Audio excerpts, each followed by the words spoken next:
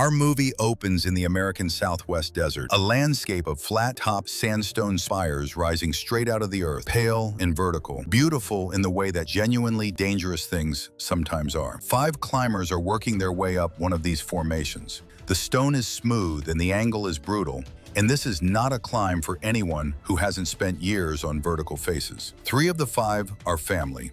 Royce Garrett, an experienced and highly decorated mountaineer who has been doing this most of his adult life, and his 2 children, his daughter Annie and his son Peter. The other 2 are less prepared. They wanted to be here, they've done some climbing, but the gap between their experience and what this rock demands is wider than any of them have acknowledged out loud. The 2 less experienced climbers are above Royce and his children on the rope line. Without warning, one of them loses his footing on the smooth sandstone face, and the subsequent panic causes both of them to come off the wall entirely. They fall simultaneously, and because all 5 are connected on a single rope running to one anchor piton near the top of the formation, every person below takes the shock of their combined weight. The jolt rips Royce, Annie, and Peter from the wall. In a moment, the entire group is hanging in open air over a serious drop, dangling on a rope that was never designed to hold 5 adults in free suspension. The rope is slipping at the anchor. The piton is pulling gradually out of the stone above them. Royce, who is hanging at the bottom, understands what is happening before anyone else does. He looks at the physics of the situation with the clarity of someone who has spent a lifetime reading rock faces, and the calculation it produces is devastating. The anchor cannot hold all 5 of them. The rope will not hold all 5 of them. The weight needs to decrease before the piton gives out completely, or everyone dies. He calls up to Annie and tells her to try to get a cam piece into a crack and create a secondary anchor. Anything to redistribute the load. Annie reaches and strains and comes close and cannot get the placement. Her hands are shaking, and the position she's hanging in doesn't give her the angle she needs. Royce is lowest on the rope. Above him is Peter, then Annie above Peter. He looks up at his son and says it simply, "Peter, get the knife, cut my rope." Peter doesn't move. Annie is screaming at Peter not to do it. Peter is shaking. He knows that cutting the rope means his father falls. He knows exactly what the rock below them will do to a body that hits it from this height. His father keeps his eyes on Peter and says it again. And there is nothing frantic in the way he says it. He means it, and he has already made peace with it. The knife comes out. Peter cuts the rope. Royce falls. The anchor holds for the remaining 3. 3 years later, Peter Garrett works as a wildlife photographer for National Geographic, as far from vertical rock as he can position his career. The accident rewired everything. He was the one who held the knife. His sister Annie knows that and has never forgiven him for it. Not because there was any other rational option, but because grief doesn't run on rationality, and she needed someone to carry the blame, and he was holding the knife. They haven't spoken meaningfully in years. Peter is on a documentary assignment when news reaches him through the climbing community that a high-profile expedition is attempting K2, the second highest mountain on Earth, and by most measures, the most technically dangerous, with a death rate that puts Everest to shame. The news that shuts everything down for him is that Annie is on the team. She has become a celebrated mountaineer in the years since their father died, and she is attempting K2 as the culmination of everything she has built since. She is finishing Royce Garrett's dream. Peter travels to the K2 base camp in Pakistan to find her. When they see each other for the first time in years, there is no warmth in the immediate space between them. She looks at him like someone who has kept a wound clean by keeping a specific distance, and his presence collapses that distance without her permission. She doesn't ask him why he's there. He doesn't try to explain. He learns the details of the expedition. 5 climbers. The team leader is Tom McLaren, a highly experienced guide with a serious and methodical approach to risk assessment. The expedition is funded and driven by Elliot Vaughn, a wealthy and ambitious entrepreneur who has recently purchased a commercial airline and wants to stage a promotional event on the peak. The plan is this. Vaughn reaches the summit of K2 at a specific time, at which exact moment one of his airline's inaugural flights passes overhead. It will be broadcast, it will be photographed, and it will announce his new company to the world in the most dramatic way possible. Vaughn doesn't especially care that this schedule creates a non-negotiable constraint for a mountain that doesn't honor non-negotiable constraints. The night before the ascent begins, Vaughn throws a celebration at base camp. Everyone is drinking and relaxed and optimistic. Then a man walks through the group and asks directly for Elliot Vaughn. His name is Montgomery Wick, older, quiet, the kind of quiet that has had years to become very dense. And he has been to the summit of K2 before. He knows every mood the mountain cycles through. He asks Vaughn what his plan is if the weather turns during the ascent. Vaughn tells him with complete confidence that his meteorological team has cleared the next 2 months, that they have the best forecasting equipment available, and that the data shows no cause for concern. Wick tells him, without any drama, that no equipment reads K2 correctly, and that the mountain will do what it decides to do, regardless of what any forecast says. Vaughn receives this as an annoyance from someone who is not on his payroll and dismisses him. Wick looks at him one more time and then walks out of the celebration. He goes directly to his tent, shaves, gathers the minimum he needs, and in the darkness and silence of the base camp night,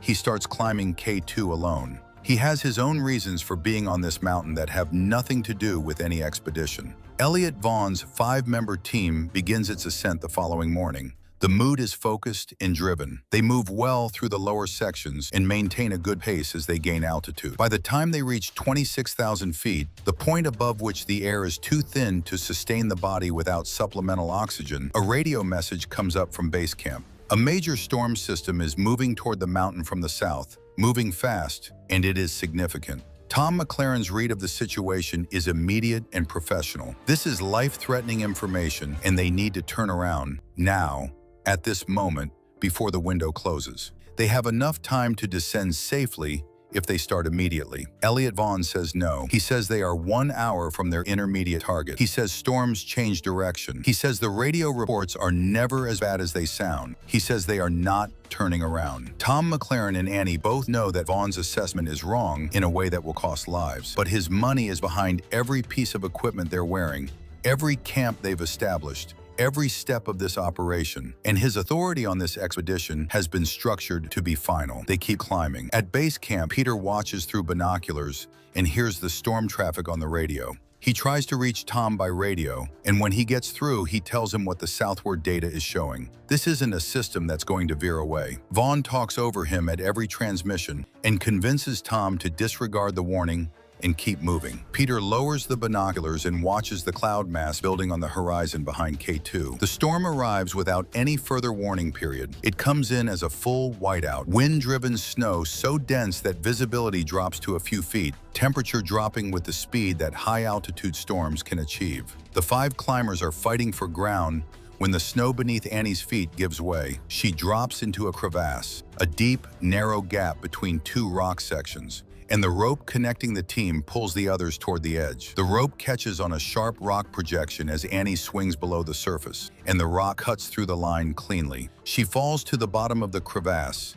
which is deep enough to swallow her completely. She's hurt, but alive. The 4 remaining climbers are isolated on the surface above the crevasse when an avalanche, triggered by the storm's structural impact on the mountain, sweeps across their section of the face. 2 of the team don't survive the avalanche. 3 people are now in the crevasse. Annie, who fell in before the avalanche, Elliot Vaughn, who went in trying to find shelter, and Tom McLaren, who was swept in by the force of the snow. The opening of the crevasse is completely buried under the fresh avalanche deposit. They have no radio signal capable of reaching the surface. Whatever air they have is what was trapped in the crevasse when it sealed. Above the surface, base camp cannot make contact. The radio is dead. Peter is on the radio constantly and getting nothing back. Then a faint signal comes through. Not radio, but Morse code. Tapping. The kind of signal that can travel through ice and rock in a way that conventional radio cannot. Annie knows Morse code. Peter knows Morse code. They worked it out from their father when they were children. The signal from inside the crevasse confirms Annie is alive. It also tells Peter that there are 3 alive, that the position is sealed, and that the oxygen situation is deteriorating. The specialists at base camp put the survival window at 36 hours, and given the altitude and the degree of the seal, that estimate might be optimistic. Peter has to get up the mountain.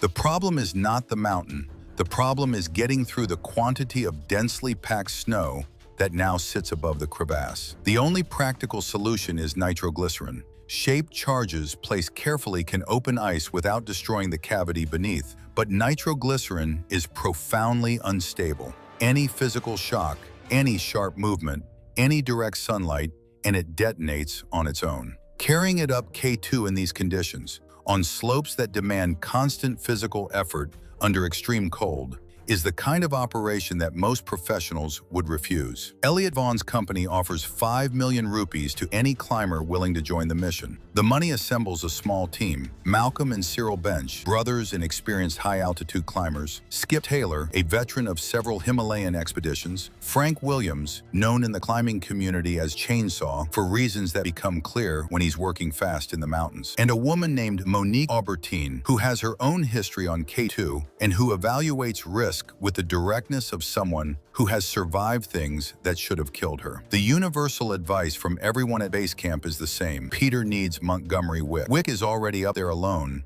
and he has done more at altitude on this specific mountain than anyone currently gathered at base camp. Without him, operational knowledge of the mountain above them is incomplete in ways that will cost lives. Peter and the team fly by helicopter to where Wick has set a camp partway up the mountain. Wick hears them come in and doesn't look particularly pleased. Peter asks for his help and Wick declines. Not rudely, but with a finality that suggests he's thought about this kind of request before and arrived at the same answer. He says clearly that going up K2 in the current post-storm conditions is not a rescue mission. It's a body collection exercise, and he won't lead anyone to their deaths for the sake of a gesture. Peter tells him he climbed with Royce Garrett. He tells Wick that his father knew Wick, that Royce had mentioned Wick by name, that the two of them had been on a major climb together years before Monument Valley. This is a door Peter didn't know would open anything, and he is surprised when it does. Something in Wick's expression changes. He looks out at the mountain for a long moment and then looks back at Peter and says, "I'll go, but this is a rescue, not a performance.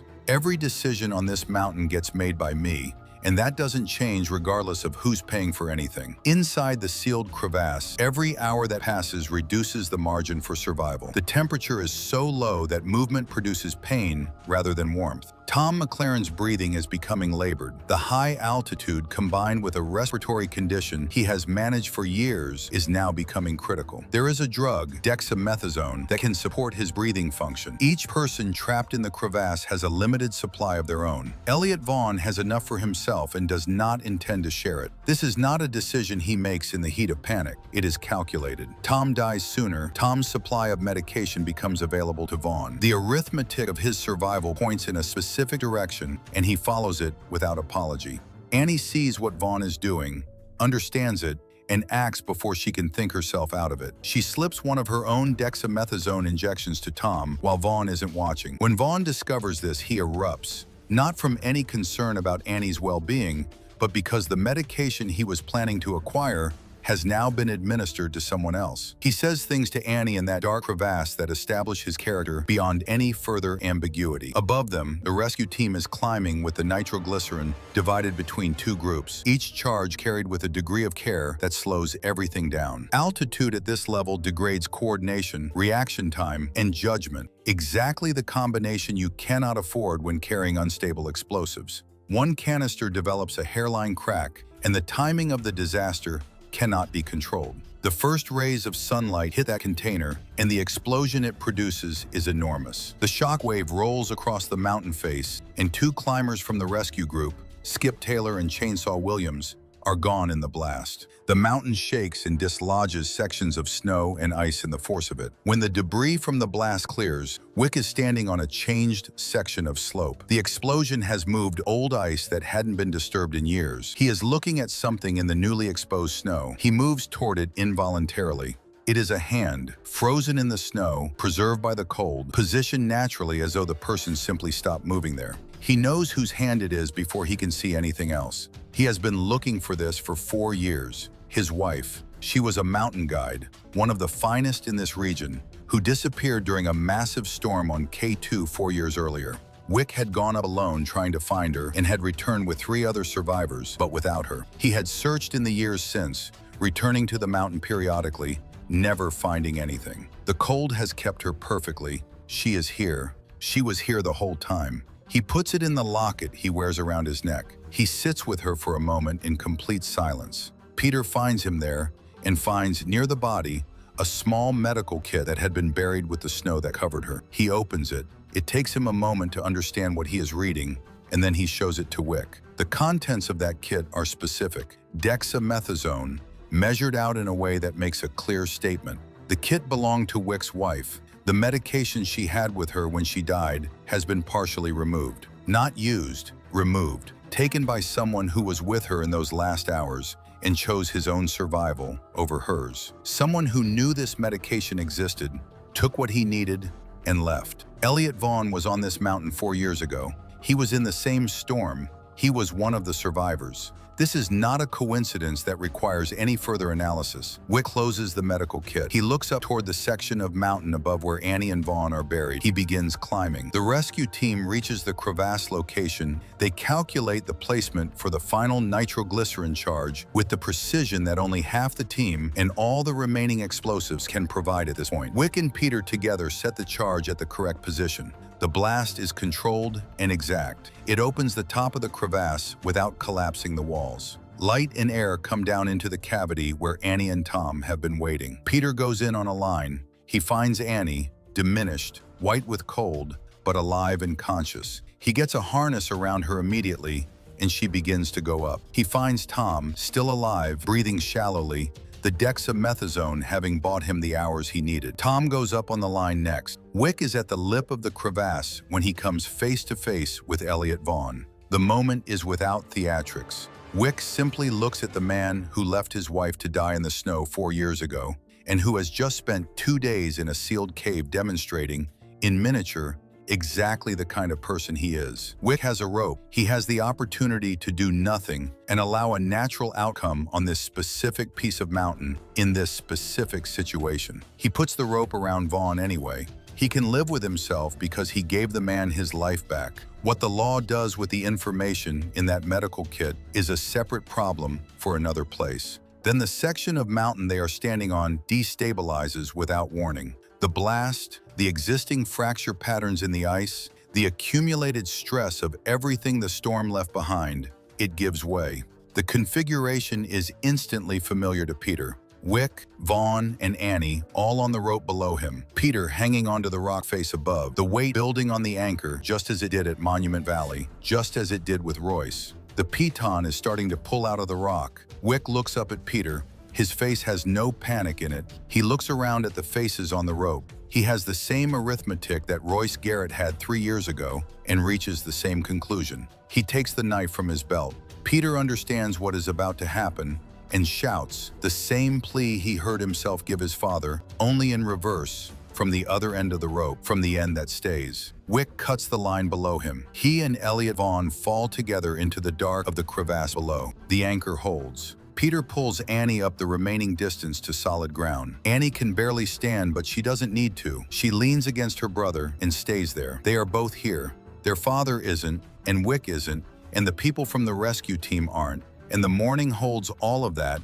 At the same time, it holds the fact that Annie's arms are around Peter, and she is saying his name. She tells him that if their father could have seen what Peter just did, Royce Garrett would have been proud of him without qualification. Peter doesn't say anything. He doesn't need to. In the days after the rescue, as they prepare to return from base camp, Peter builds a small cairn from the stones on the mountain, a simple marker for each person who died during the mission. He sets a stone for each name. The marker doesn't transform anything or resolve anything. Some things that break don't reassemble, but some things that are lost get found on the slope of a mountain in the cold light of a morning that almost didn't come. And the ones left standing at the cairn get to carry both. And with that, our movie ends. Hope you liked the recap.